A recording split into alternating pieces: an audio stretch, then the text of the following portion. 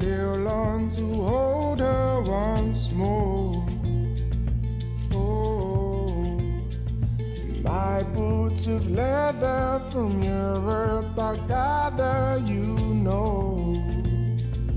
No, every time you have to go, shut my eyes and you know I'll be lying right by your side in Barcelona.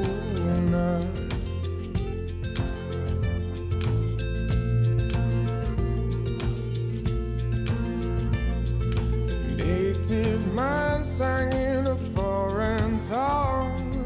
I still ache to know the song that he sung, Barcelona. No, and every time you have to go, shut my eyes and you know I'll be lying right by your side in Barcelona.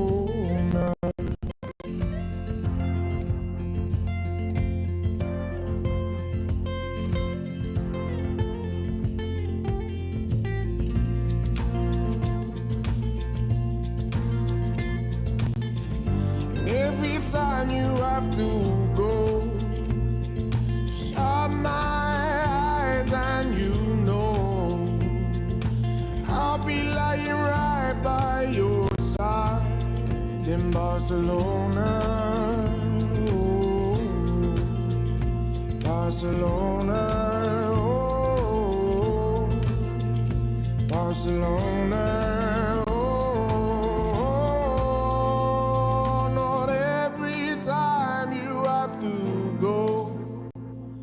Shut my mind and you know I'll be lying right by your side in Barcelona.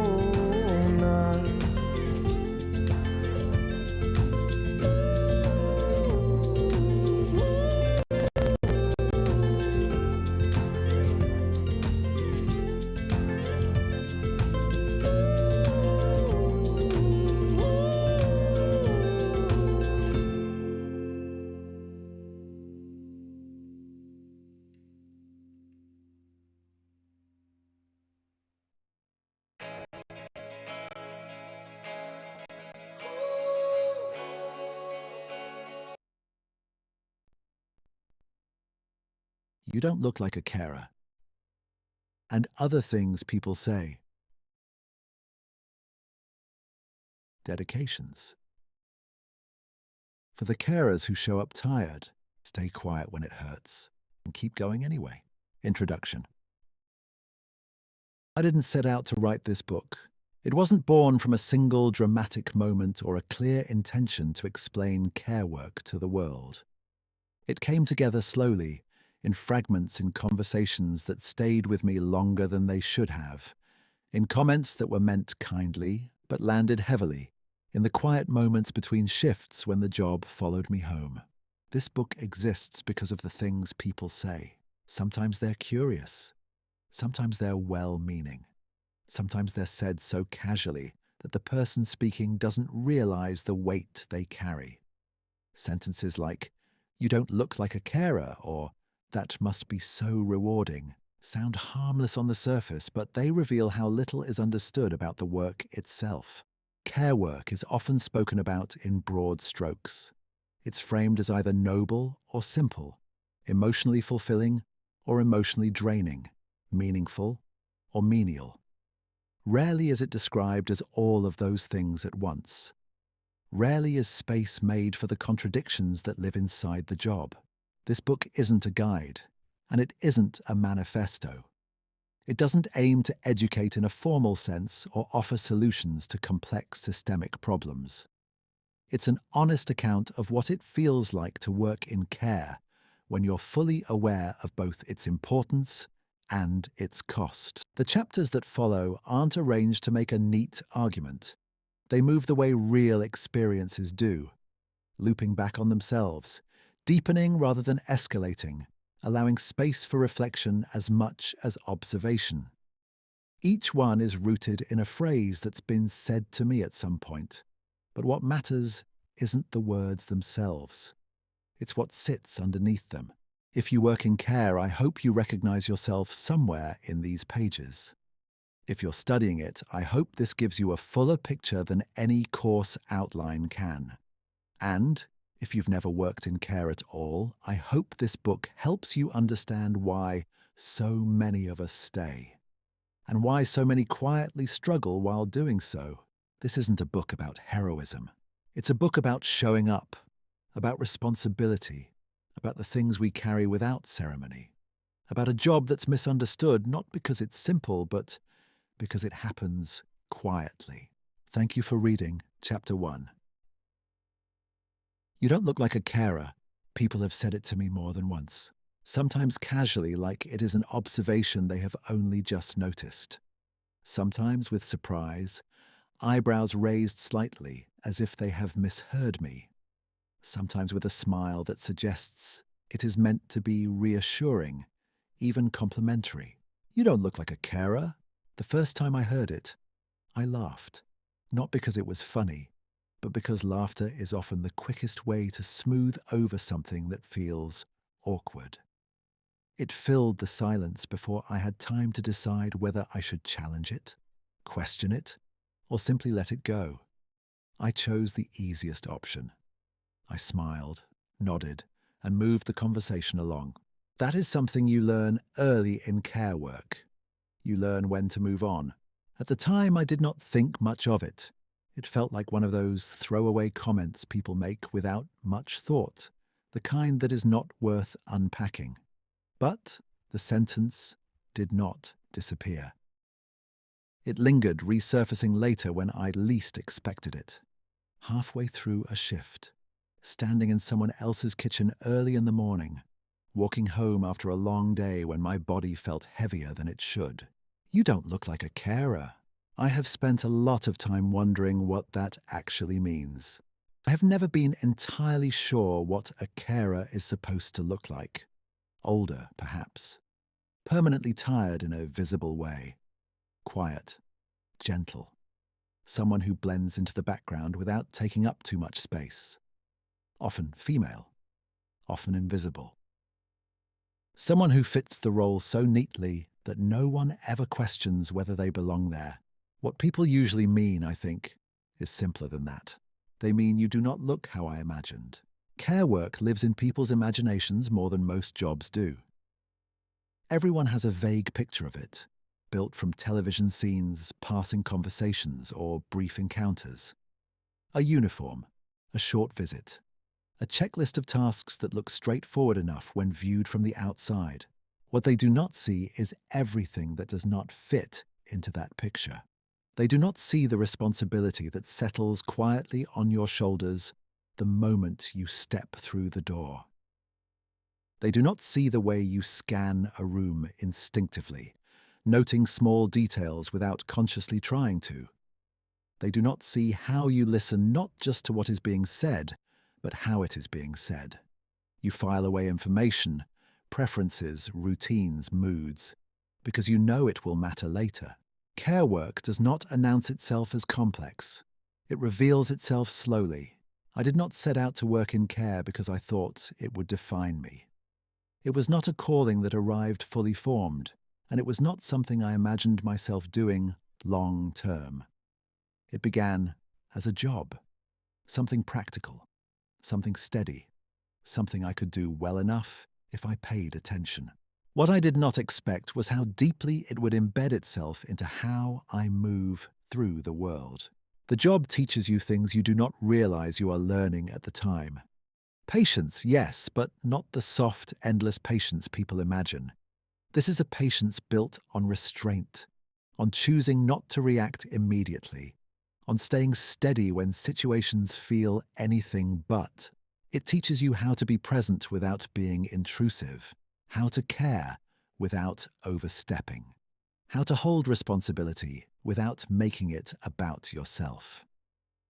These are not skills you can list neatly on a form, but they shape you all the same.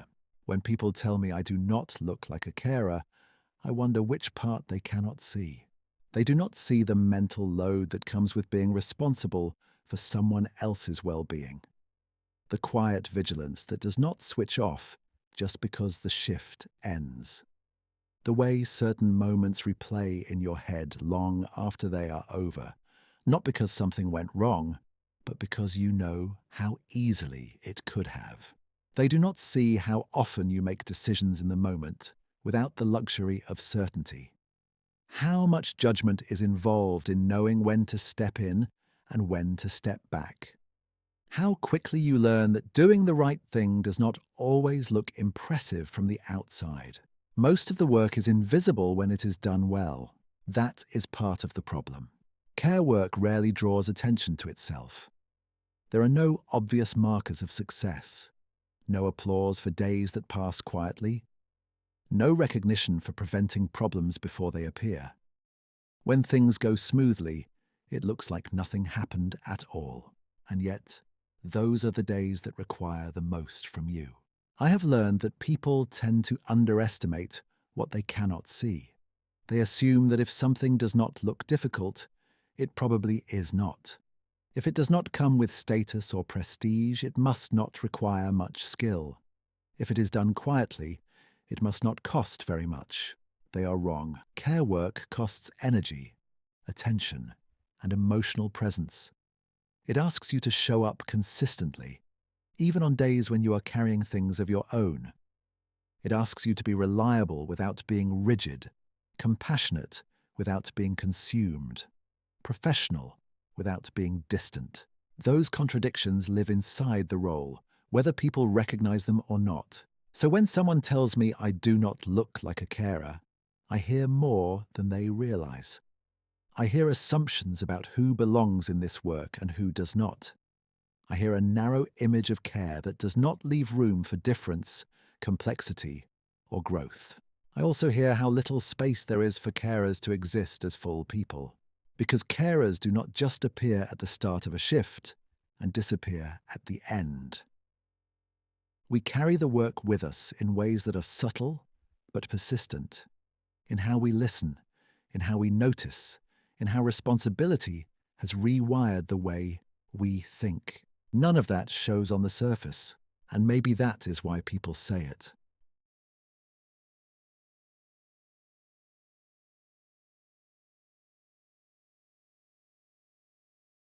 Maybe not looking like a carer simply means that the reality of the job has not caught up with the idea they are holding on to. Maybe it means the work is doing exactly what it is meant to do, happening quietly, without spectacle, without recognitions. Still, the sentence lands. It lands because it reminds me how often care is misunderstood, how easily the depth of it is overlooked, how rarely the people who do it are fully seen. I do not look like a carer, but then again, most people do not know what a carer really looks like. Chapter 2. So what do you actually do? It is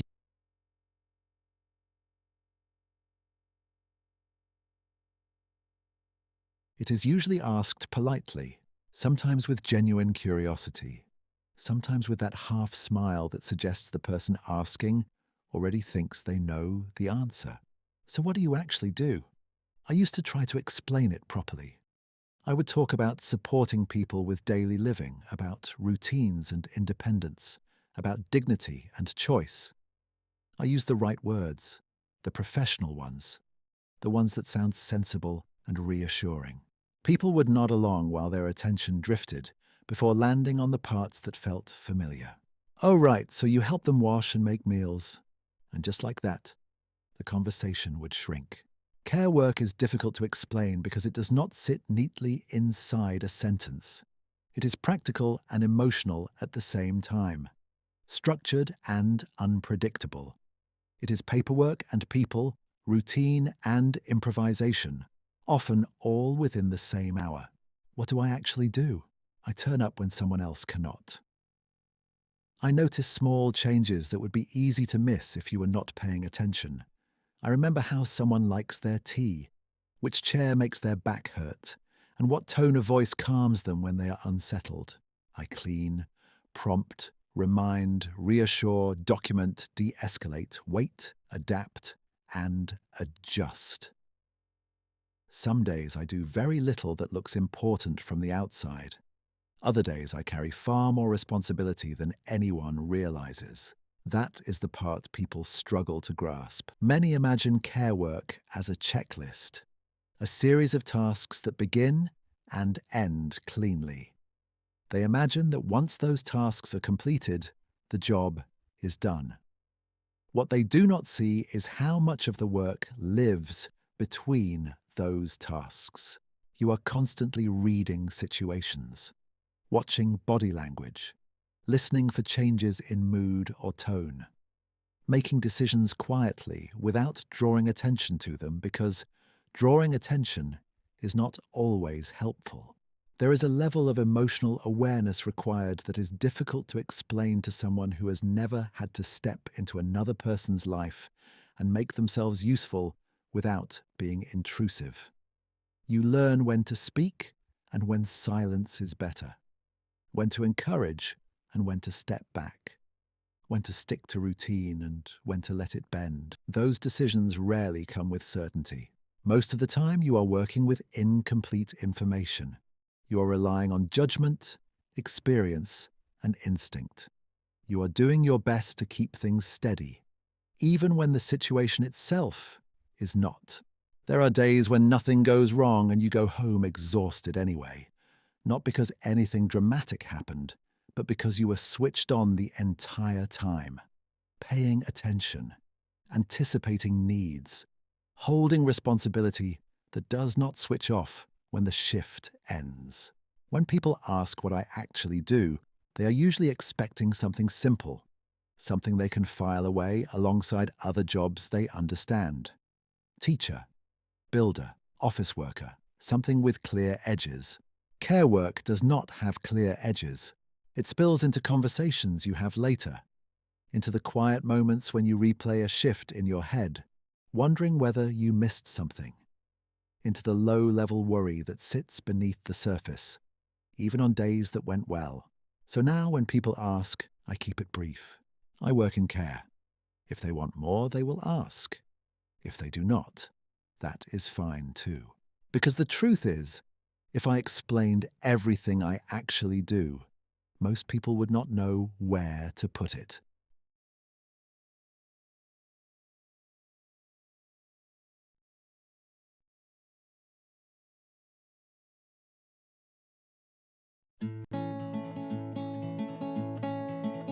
As you promised me that I was more than all the miles combined, you must have had yourself a change of heart like halfway through the drive, because your voice trailed off exactly as you passed my exit sign.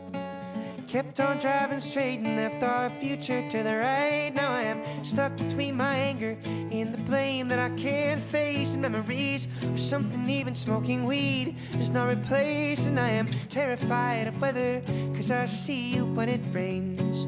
Doc told me to travel, but there's COVID on the planes. And I love Vermont, but it's the season of the sticks. And I saw your mom, she forgot that I existed. And it's half my fault, but I just like to play the victim. I'll drink alcohol till my friends come home for Christmas. And I'll dream each night of some version of you that I might not have, but I did not lose. Now your tire tracks in one pair of shoes, and I'm split in half, but that'll have to do. So I thought that if I piled something good and all my bad, that I could cancel out the darkness I inherited from Dad. No, I am no longer funny, cause I missed the way you laughed. You once called me forever, now you still can't call me back. And I love Vermont, but it's the season of the sticks. And I saw your mom, she forgot that I existed. And it's half my fault, but I just like to play the victim. I'll drink alcohol till my friends come home for Christmas. And I'll dream each night of some version of you that I might not have, but I did not lose. Now your tire tracks in one pair of shoes, and I'm split in half, but that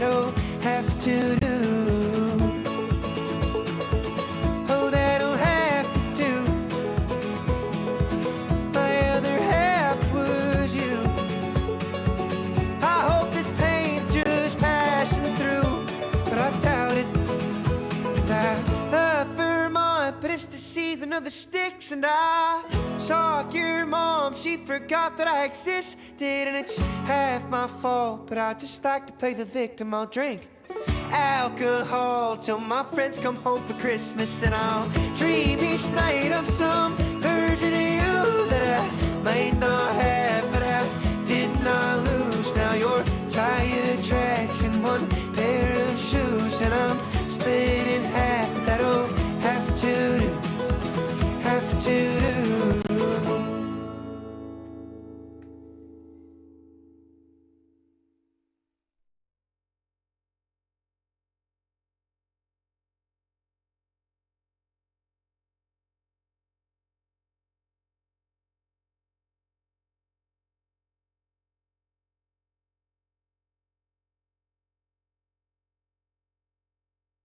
Today I don't feel like doing anything.